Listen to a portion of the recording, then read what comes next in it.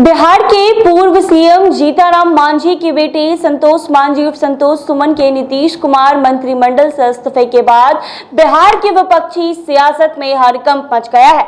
हड़कंप इसीलिए नहीं कि जीतनराम मांझी की पार्टी हम का अब बिहार में कोई बड़ा जनाधार नहीं है, इसीलिए भी नहीं कि उनकी नाराजगी से नीतीश कुमार की सेहत पर कोई फर्क नहीं पड़ने वाला है। वास्तविकता ये है कि मांझी महत्वाकांक्षी रहे हैं।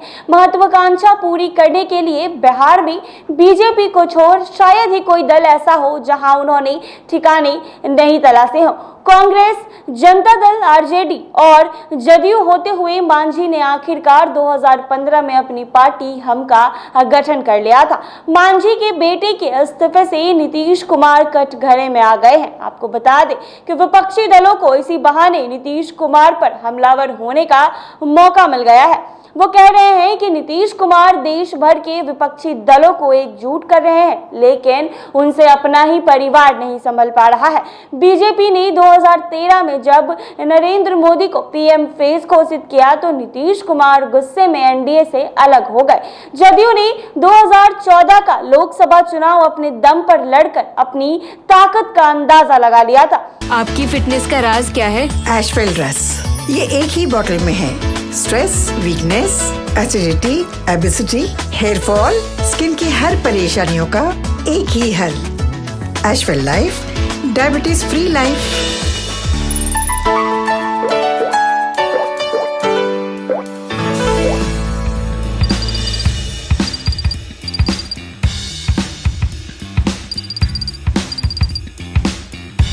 जदयू महज 2 सीट पर सिमट गई थी। तब नीतीश कुमार ने तय किया कि अब वो अपने को 2015 में होने वाले विधानसभा चुनाव में लगाएंगे। यही वो समय था जब नीतीश कुमार ने अपने भरोसे का आदमी समझकर जीतनराम मांझी को बिहार में अपनी गद्दी दे दी थी। घाट घाट का पानी पी चुके मांझी महज 8 महीने ही सीएम रह पाए। नीतीश ने जब उनसे अपनी गद्दी वापस मांगी तो मांझी ने बगावती तेवर अपना लिया। आखिरकार जदयू ने उन्हें पार्टी से बाहर का रास्ता दिखा दिया था। तब उन्होंने अपनी अलग पार्टी बना ली थी। मांझी के मन में तभी से इस बात का मलाल रहा है कि नीतीश कुमार को एक महादलित का सीएम बनना रास नहीं आया। जीतनराम मांझी और नीतीश कुमार को भी पता है कि बिहार में महादलितों को आबादी 2% के आसपास है। दलितों को 2 भागों में बांटकर महादलित श्रेणी बनाने का काम भी नीतीश कुमार के दिमाग में ही उपज रहा था। नीतीश अच्छी तरह जानते हैं कि मांझी की जाति के 2% वोट से बहुत कुछ बनने बिगड़ने वाला नहीं है। इसके बावजूद जब भी मांझी उनके साथ आए हैं, उन्होंने जरूरत से अधिक उन्हें दिया है। मसलन 2020 के विधानसभा चुनाव में मांझी के 4 विधायक अगर चुने गए तो यह नीतीश कुमार की ही कृपा थी कि 2% जनाधार वाली पार्टी को अपनी सीटों में कमी पर साथ जोड़े रखा है।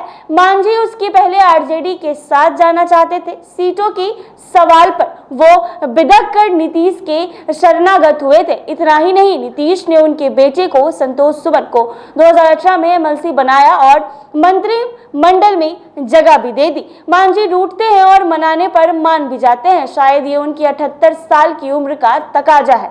हाल ही के दिनों में उन्होंने लोकसभा की 5 सीट अपनी पार्टी के लिए मांग की थी। इसके लिए उन्होंने नीतीश कुमार से मुलाकात भी की थी। मांझी भी जानते हैं कि 7 दलों के महागठबंधन में आरजेडी, जेडीयू और कांग्रेस जैसी बड़ी पार्टियां के रहते उनकी पार्टी को 5 सीट मिलना बहुत मुश्किल है। संभव है कि ऐसी मांग करते हुए उन्हें लगा होगा कि 1 सीट तो पक्का मिलेगी, 1-2 और इसी बहाने बढ़ जाए तो अच्छा ही रहेगा। सौदेबाजी के लिए उन्होंने तो ये तक कह दिया कि 5 सीट नहीं मिली तो उनके पास दूसरे ऑप्शंस पे शामिल है। दूसरे ऑप्शन की बात करते समय उनका इशारा जाहिरा तौर पर बीजेपी की ओर था। बता दी कि संतोष मांझी के इस्तीफे को नीतीश कुमार मंजूर नहीं करते या कुछ दिन रोक रखते तो मांझी का मन शायद बदल जाता, पर नीतीश शायद मांझी की नौटंकी से उब चुके थे या फिर उन्हें फीडबैक मिल चुका था कि मांझी को बीजेपी से अट्रैक्टिव ऑफर मिला है। यद्यपि सारी बातें अभी अटकलें और अंदेशों पर आधारित है, लेकिन चर्चा है कि जीतनराम मांझी ने अमित शाह से मुलाकात की दो वजह बताई थी। बात उससे इतर है, मांझी ने मुलाकात के बाद कहा था कि दशरथ मांझी और कर्पूरी ठाकुर जैसे लोगों को भारत रत्न देने की बात करने वो अमित शाह से मिलने पहुंचे थे।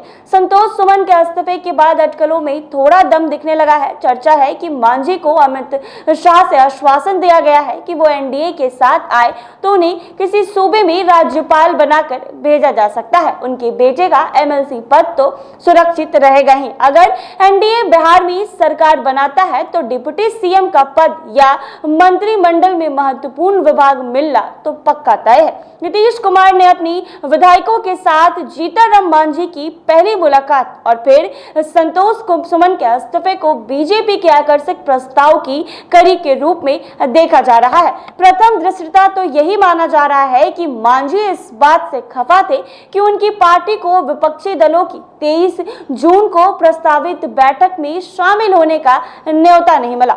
संतोष सुमन ने इस्तीफे के ऐलान के वक्त इस पीड़ा का इजहार भी किया। उन्होंने कहा कि हम छोटी पार्टी के लोग जरूर हैं, पर महागठबंधन के साथ हैं तो हमें भी न्योता मिलना चाहिए था। ऐसे ही तमाम अपडेट्स के लिए बने रहें NBC 24 पर।